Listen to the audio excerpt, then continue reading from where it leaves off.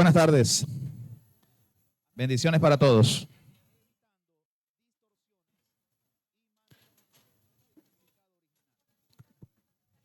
A ver, todos sentaditos, ¿ya? ¿No listo?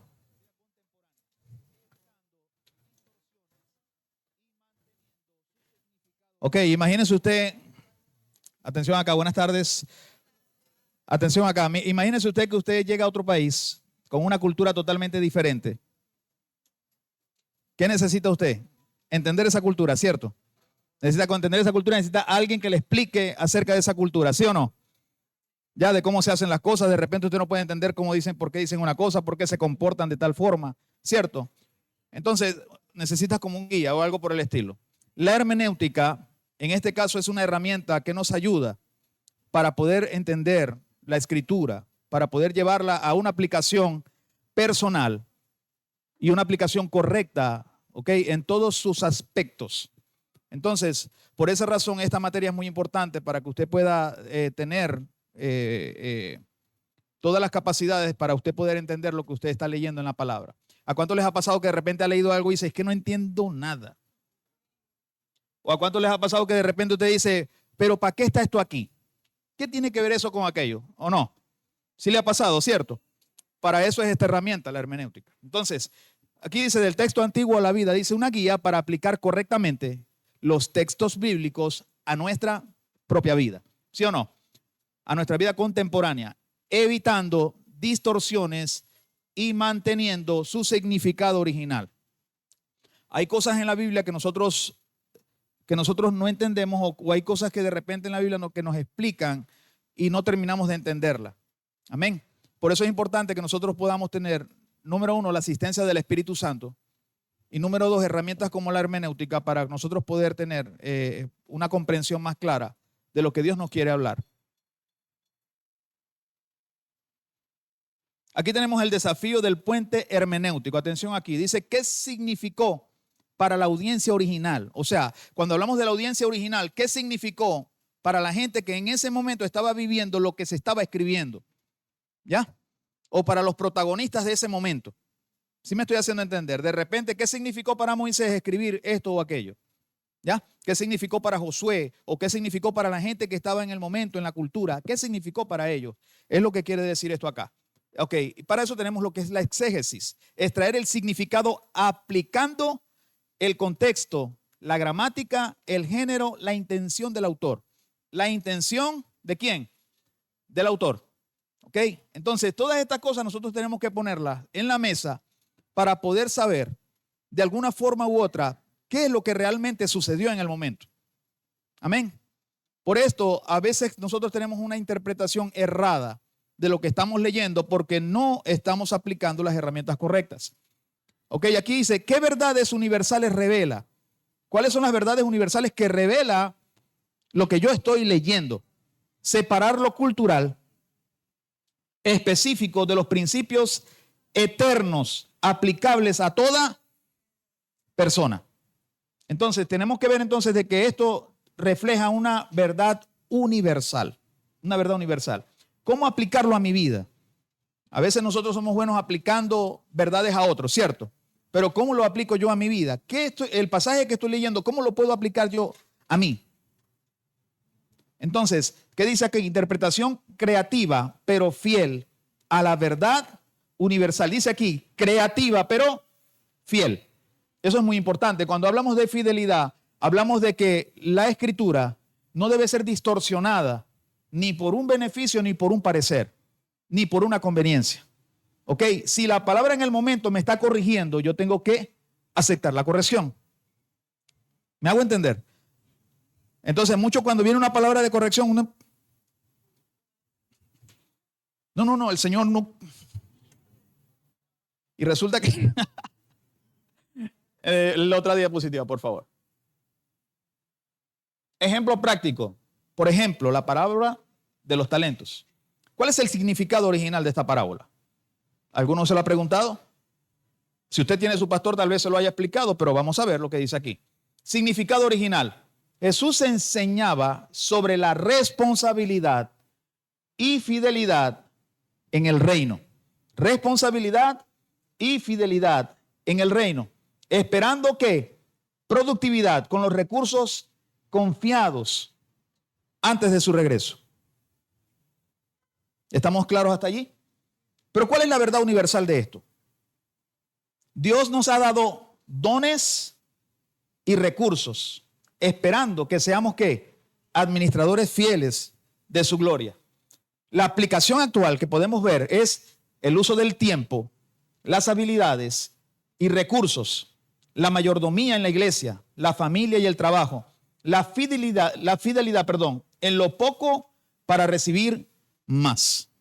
Entonces, cuando yo puedo desglosar el pasaje, yo puedo ver que tiene varias aplicaciones. Tiene una verdad universal, tiene una aplicación actual para mi vida, tiene una aplicación actual para lo que yo estoy viviendo y quién soy yo y para qué estoy leyendo o por qué estoy leyendo este pasaje.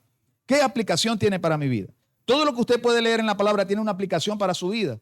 Todo lo que usted está leyendo en la palabra tiene un sentido y un porqué. Si está allí, tiene un sentido y un porqué. Por favor. Exégesis versus eisegesis. A la leña, dicen algunos. ¿Qué es eso?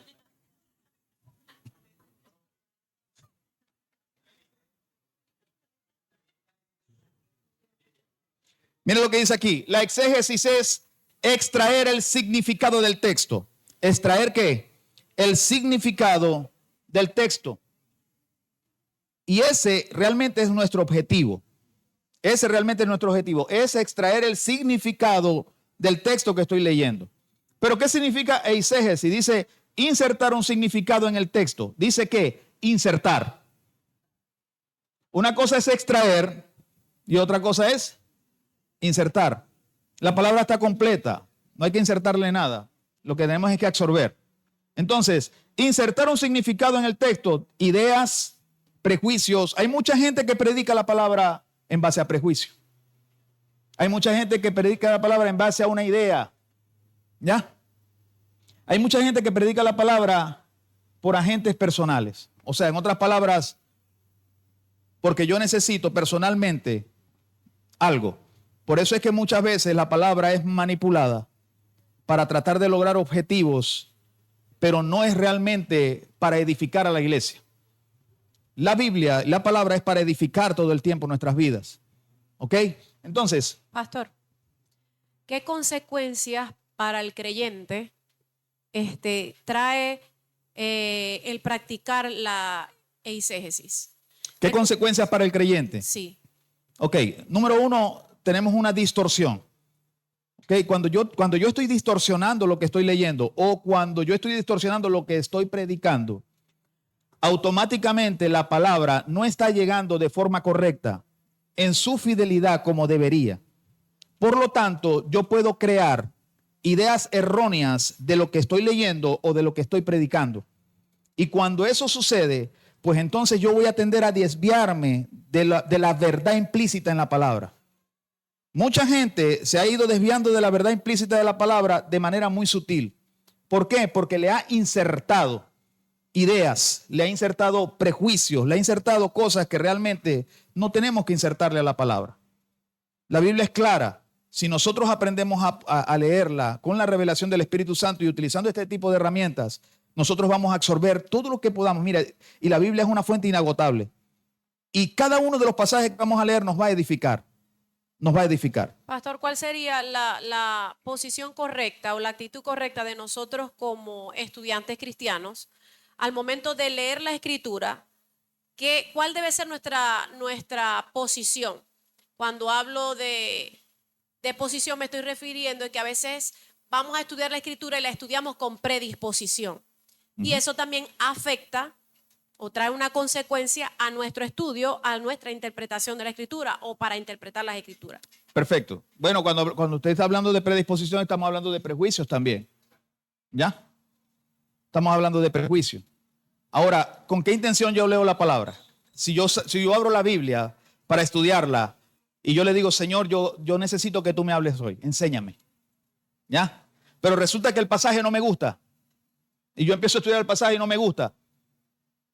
¿Ya? Porque no es lo que yo quiero escuchar. Atención aquí. porque no es lo que yo quiero escuchar o lo que a mí me gustaría leer. Entonces ya hay un prejuicio con el cual ya yo estoy llegando a la escritura. Porque es algo, o sea, yo lo estoy abriendo para leer lo que yo quiero ver, no lo que Dios tiene que decirme. ¿Me hago entender? Entonces ya ahí hay un prejuicio. Ya ahí hay un prejuicio. ¿Me explico? Entonces, este asunto es bastante complejo, pero es muy simple a la vez. Cuando yo suelto el prejuicio, entonces yo tomo la obediencia y la sujeción a lo que Dios pueda decirme. Entonces, el pasaje, sea cual sea que yo vaya a leer, yo voy a aceptar la corrección del Señor. Yo voy a aceptar la bendición de Dios. Voy a saber lo que Dios tiene para ese tiempo para mí. Pero tengo que soltar los prejuicios para leer la Escritura. Porque imagínese usted que usted esté hablando con cualquier persona, con cualquier persona. Y esa persona usted la nota con prejuicio. Y usted le dice lo que le dice. Dígale lo que usted le diga. Esa persona siempre no va a aceptar de forma correcta lo que usted le está diciendo. ¿Sí o no? Y entonces entonces usted dice, pero es que no hay yo cómo explicarle. O sea, tienes un prejuicio para todo. Estás predispuesto. Estás predispuesto. Si te digo así, te molesta. Si te digo asado, te molesta. Muchos al leer la palabra tenemos prejuicio. Por lo tanto, no podemos disfrutar de las promesas ni de los mandamientos del Señor. No podemos ver claramente lo que Dios nos quiere decir. ¿Por qué? Porque hay prejuicio.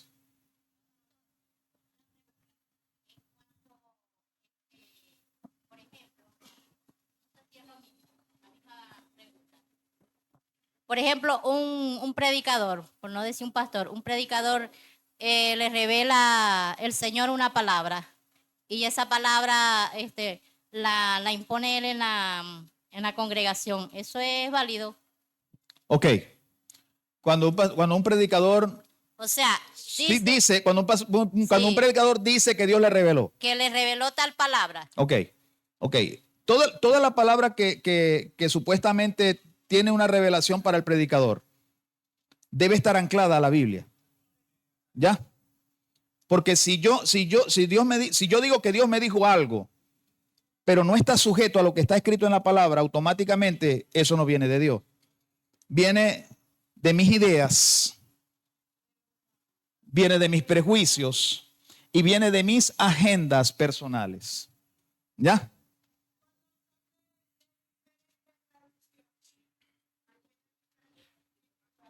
¿Me está hablando de qué? Reina Valera y traducción del lenguaje actual o nueva versión internacional, que tienen diferentes significados. ¿Cómo hacemos en ese caso? Ok, pero si te das cuenta, ok. En la Reina Valera dice un texto con un significado, pero en la traducción lenguaje actual. No son significados. Atención acá.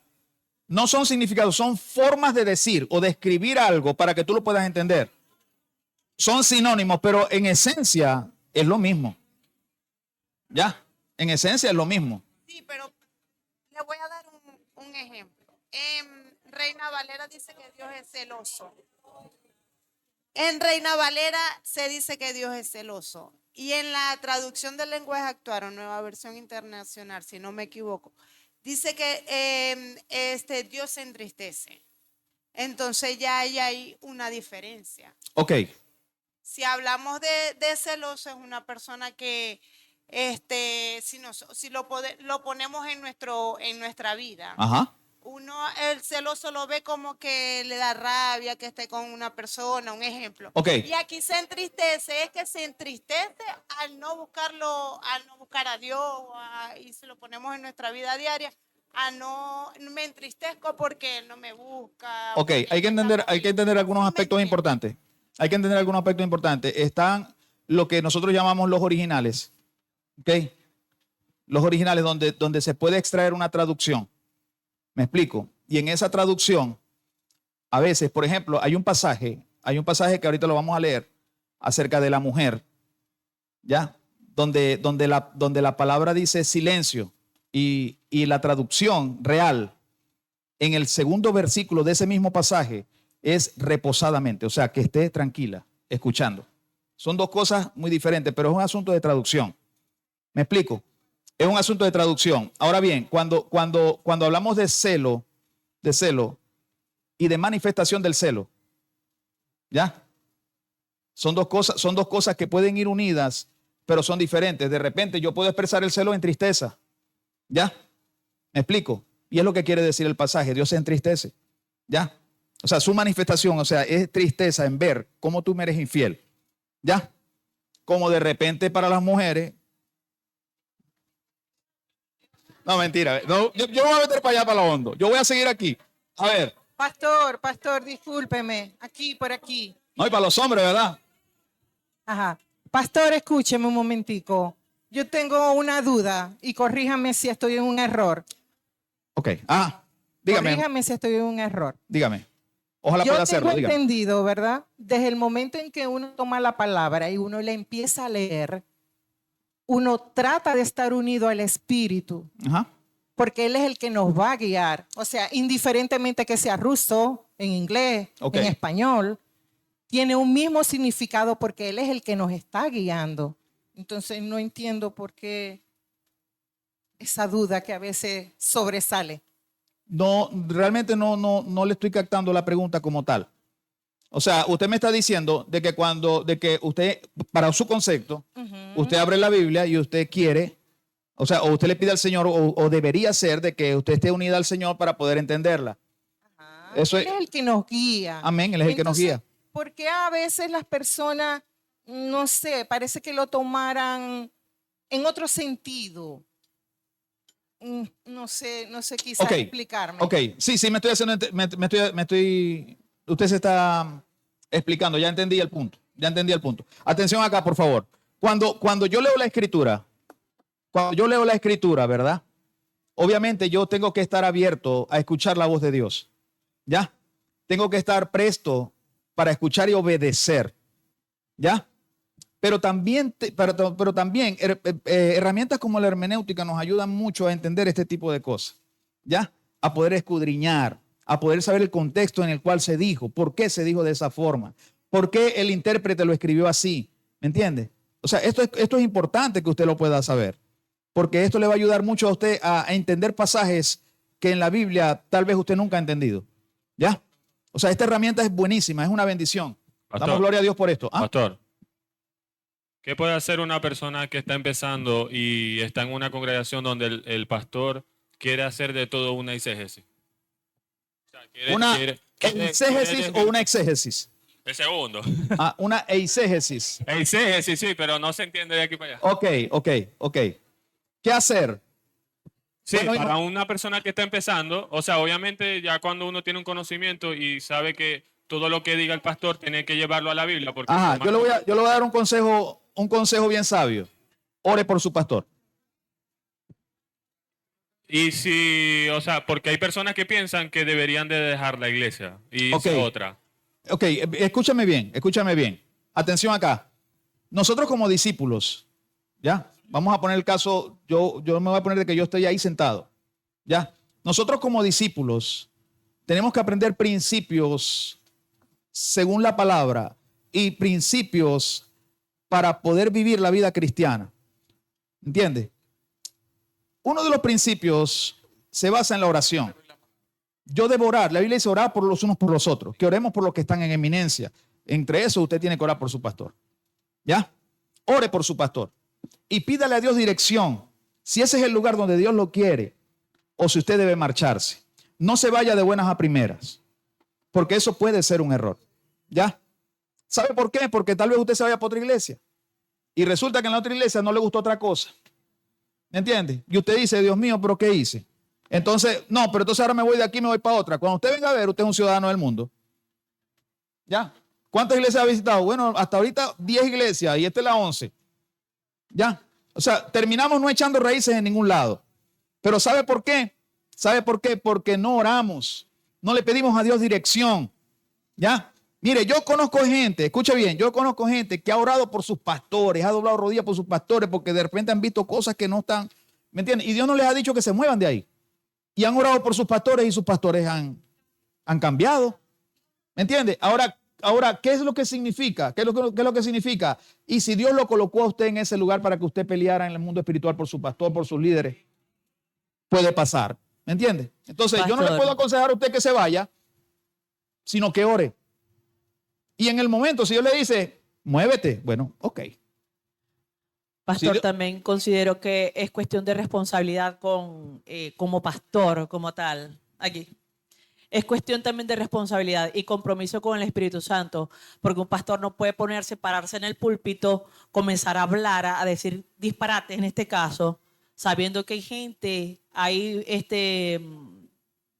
miembros de la iglesia que también saben de la palabra. El hecho de que yo esté en esta posición escuchándole a usted, si yo leo la palabra, yo sé de lo que está hablando usted, pero también es responsabilidad del pastor decir con coherencia, hablar con coherencia y estar sostenido en el Espíritu Santo.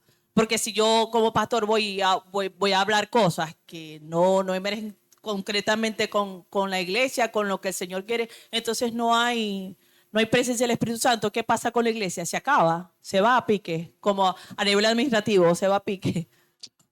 ok. Ya es un asunto de Dios con el pastor. ¿Ya? Ya es un asunto de Dios con el pastor. Pero usted siempre, su posición siempre debe ser orar por su pastor. Esa es su posición, siempre orar por su pastor. Mire, yo no le puedo aconsejar a usted algo que esté fuera de los lineamientos. ¿Ya? Ahora, si Dios le dice a usted que se vaya, bueno, váyase. Pero si Dios no le dice a usted que se vaya, quédese. Tal vez usted tenga una asignación muy importante allí. ¿Ya? Algo puede acontecer, algo va a pasar. ¿Entiende?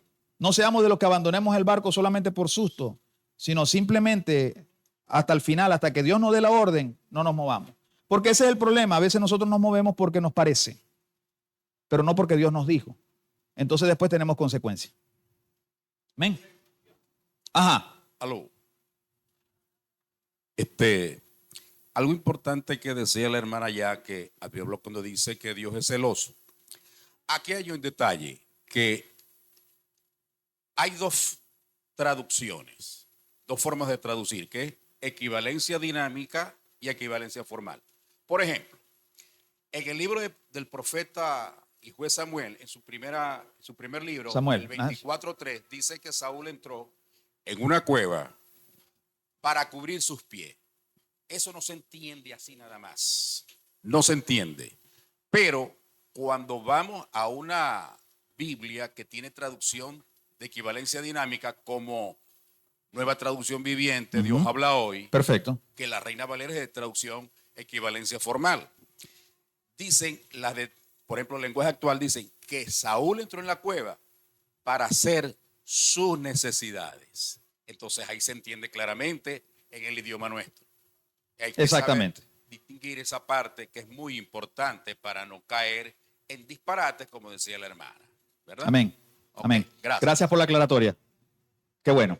Entonces, vamos a seguir aquí rápidamente. Señales de eisegesis. Dice aquí, interpretaciones egocéntricas que solo te benefician personalmente. Solo te benefician personalmente. Contradicciones con el resto de la Biblia, que todo esto lo acabamos de hablar ahorita. Revelaciones exclusivas, lo que estábamos hablando ahorita de que el Señor me reveló y tal. Sin respaldo contextual. Sin respaldo contextual. Errores comunes de interpretación. Errores que muchos cometemos al interpretar. Alegorizar todo. ¿Qué significa eso? Ver significados ocultos en cada detalle cuando la intención es literal. Cuando la intención es literal, entonces muchos queremos ver significados ocultos en todo. Ejemplo, interpretar el arca de Noé como un símbolo de la iglesia. ¿Ya? Hay mucha gente que lo puede interpretar de esa forma en modo de prédica.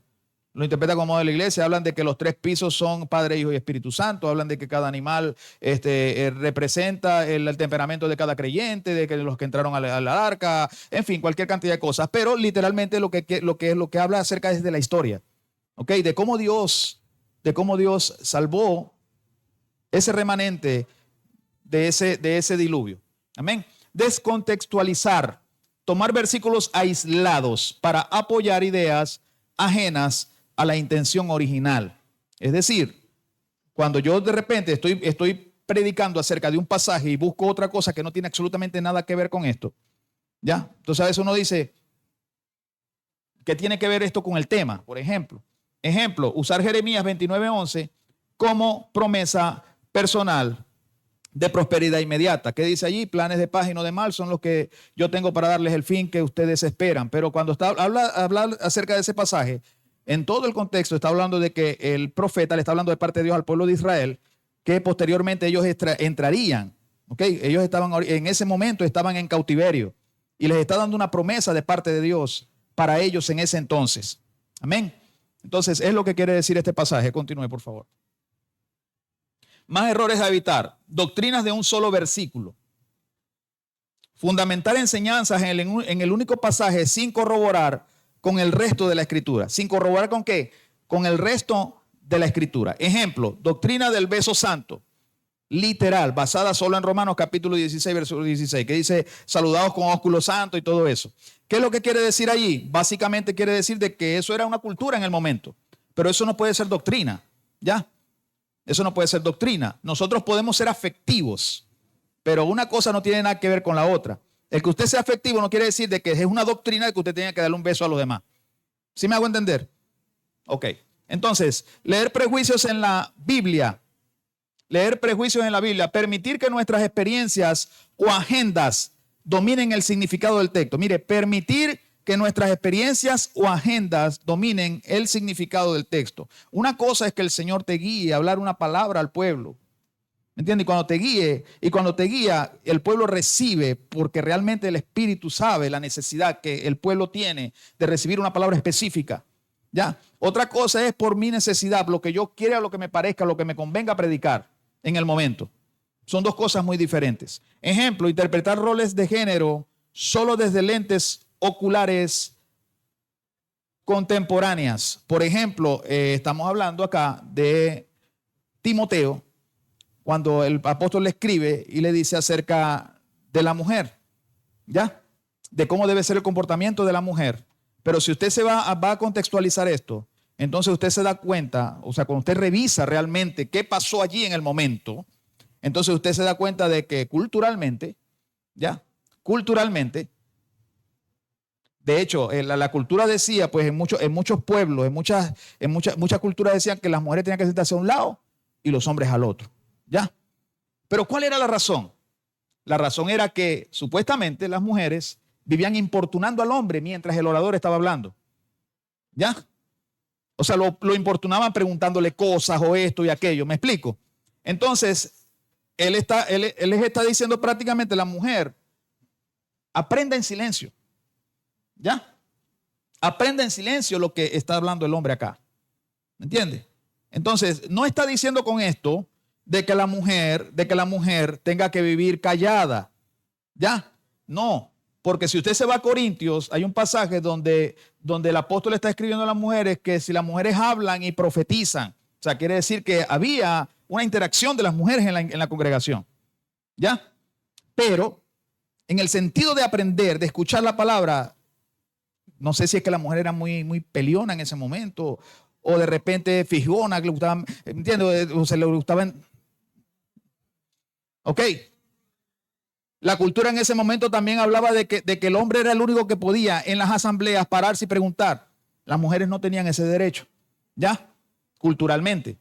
¿Me entiendes? Entonces, esta es una carta dirigida a Timoteo y le está explicando algo que está pasando en la iglesia y lo que se debe hacer en el momento. Ignorar el cumplimiento de Cristo. Esto es muy importante. Ignorar el cumplimiento de Cristo. A veces nosotros no sabemos, mira, mucha gente, cuando hablo de nosotros voy a meter a toda la iglesia, ¿ya? Que en alguna oportunidad no supieron, bueno, pero ¿por qué la ceremonia de los panes sin levadura? ¿Y por qué esto? ¿Y por qué aquello? ¿Y por qué la fiesta de los tabernáculos? ¿Por qué tal? Todo eso es una simbología del cumplimiento de Cristo en el Nuevo Testamento. Amén. Entonces, eso, si usted lo ve en el contexto histórico, perfecto. Pero si usted lo ve más allá, en el contexto atemporal, de que era un cumplimiento que iba a suceder con Jesucristo, entonces usted puede conseguirle el sentido a la Escritura, al Antiguo Testamento. ¿Por qué se escribió eso? ¿Ok? Entonces, interpretar el Antiguo Testamento a la luz de su cumplimiento en Jesús. Su cumplimiento en Jesús, centro de toda la Escritura. ¿Cuántos dicen amén a eso? Amén. Páselo, por favor. ¿Cómo voy, pastor? Cristo, la clave hermenéutica. Dice aquí, escudriñad la escritura porque a vosotros os parece que en ella tenéis la vida eterna y ellas son las que dan testimonio de mí. Eso lo dice Juan capítulo 5 versículo 39. Y aquí dice que toda la escritura es correctamente entendida. Apunta a Cristo, a nadie más. Apunta a Jesús, ¿ok? Él es la clave hermenéutica y el cumplimiento de la revelación de Jesús. De Dios, perdón.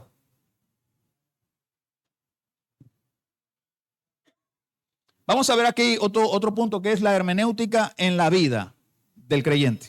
Hermenéutica en la vida del creyente. Interpretar para transformar. Es decir, cuando yo leo la escritura y yo utilizo este tipo de herramientas como la hermenéutica, yo las voy a utilizar para que la escritura me pueda ayudar a transformar mi vida. Atención acá. ¿Ok?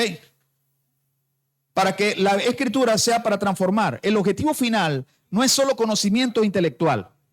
Hay muchos que utilizan este tipo de herramientas solamente para llenarse de conocimiento intelectual, pero no se llenan de transformación. Amén. No están abiertos a la transformación. ¿Cuántos se han topado con gente que se sabe la Biblia? Y eso tiran pasajes para allá y tiran... impresionante. Uno dice, pero wow, eres una biblioteca viviente. ¿Me entiendes? Pero su vida no tiene consonancia con todo lo que sabe. ¿Se ha conseguido usted gente así? Ok, entonces que a usted no le pase lo mismo.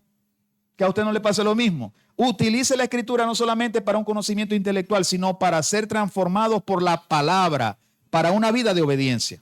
Amén. Responsabilidad de nosotros como maestros. Y si a usted le toca dar clases de la palabra en algún momento, dice, quienes enseñan la palabra deben manejarla con verdad, precisión y evitando distorsiones. Si yo distorsiono la palabra de Dios, entonces, y usted le dice amén a lo que yo le estoy diciendo de manera distorsionada, usted sale con una falsa doctrina de aquí. ¿Ya? Usted sale con un falso pensamiento y usted cree que es verdad. Porque si el maestro lo está diciendo, imagínese usted. ¿Ok? Dependencia del espíritu. Y esta es una de las cosas más importantes que hay. La hermenéutica está buenísima, pero si yo me lleno de conocimiento y no escucho la voz del Espíritu Santo, no habrá una llenura de Él en mí. Amén. Y no habrá una aplicación de la palabra realmente en mi propia vida. Los métodos hermenéuticos son herramientas, no reemplazan la iluminación divina y guía del Espíritu Santo. Esto no reemplaza al Espíritu Santo, es una herramienta. Amén. Pero cuando usted la utiliza correctamente, usted va a aprender mucho. Usted va a aprender mucho de Dios. Amén. Y va a poder interpretar de una forma mucho más clara lo que es la Escritura. Amén. Bueno, hemos terminado la clase de hermenéutica. Espero que usted haya podido entender.